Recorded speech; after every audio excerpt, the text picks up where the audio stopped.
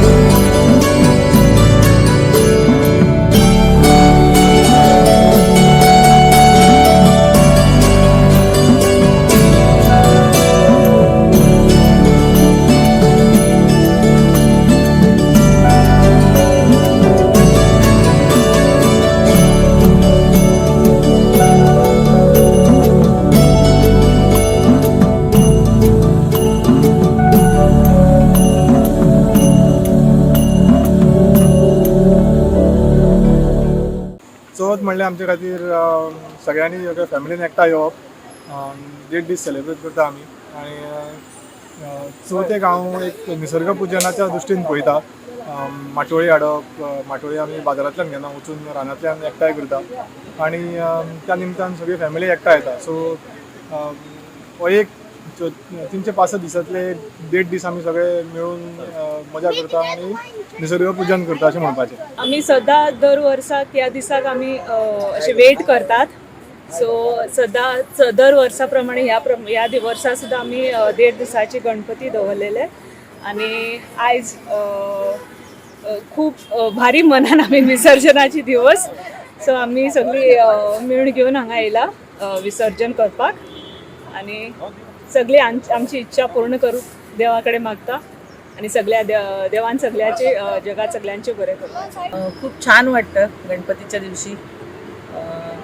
साक्षात गणेश आपल्याकडे विराजमान होतात घराघरामध्ये आणि त्यावेळेला एक वेगळा अनुभव असतो. घरामध्ये एक नवीन माणूस जसं येतं तसं आपल्याला त्या विघ्नहर्त्याची घरात चाहूल असते आणि आपल्याला खूप आनंद झालेला असतो आणि त्या आनंदामध्ये आपण अनेक चांगल्या छान गोष्टी करत असतो. पूजा अर्चा पाठ होत असतात. वातावरण खूप मंगलमय झालेलं असतं आणि खूप पाहुणे आणि सगळे आप्तेष्ट आल्यामुळे आनंदाचा सोहळा असतो. तो दरवर्षी होत असतो आणि आज विसर्जनाच्या वेळेला मात्र डोळे भरून येत असतात. कारण आपल्याकडे आलेली व्यक्ती लगेच परत गावाला निघाल्यावरती जसं आपल्याला वाटतं की आता कधी भेटणार, तशी ती एक हुरहुर मनाला लागलेली असते आणि त्यामुळे आनंद मिश्रित अश्रू डोळ्यामध्ये असतानाच आपण त्यांना भावपूर्ण निरोप दिला आहे आत्ताच. आणि परत पुढल्या वर्षाची लवकर येण्याची वाट बघण्यामध्येच आपला हा 1.5 दिवसाचा उत्सव साजरा होत असतो. शाडूची मूर्ती असल्यामुळे पाण्यामध्ये विसर्जन पटकन होते आणि ती विरघळून जाते. त्यामुळे हल्ली जे सगळीकडे सांगतायत की पर्यावरण वाचवा, निसर्ग वाचवा, ते खरोखरी जरुरी आहे. कुठल्याही इतर धातूची किंवा इतर सगळ्या गोष्टी त्याच्यामध्ये प्राणप्रतिष्ठाही होत नसते.